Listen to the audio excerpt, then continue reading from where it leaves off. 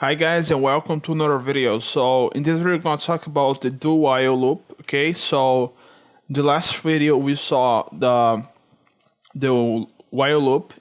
Today we're gonna see the to do a while loops. Okay, so to get started, let's just create a number. Okay, a variable called number.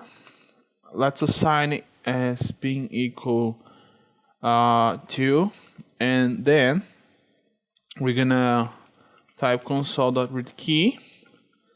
Let's pass to the do while loop. Okay, so the first thing is that do while loop is just a little bit different from the while loop because it executes an action at least once. Okay, so first of all, let's just do the while loop.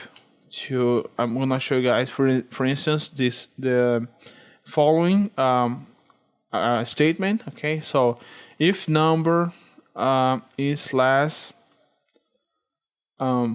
is it to be false. Okay, if it is less than 5, okay, less than 1, so that's a statement will return false. We're gonna print the following. This is great, for instance. Okay, so since number is equal to, and we have a condition that is trying to see if number is lower than 1, of course it is false, so we're not going to see nothing. Okay, it's not going to execute the output. This is great. Okay, and let's write the do while equivalent. The do while equivalent I'm gonna write in a moment.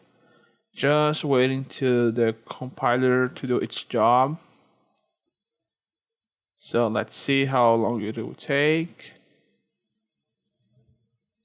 Okay, so let's start by creating the do while. So let's use the do. Okay, is almost finished. Yeah, it's finished.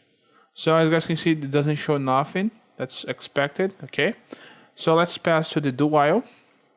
The do while syntax is pretty simple.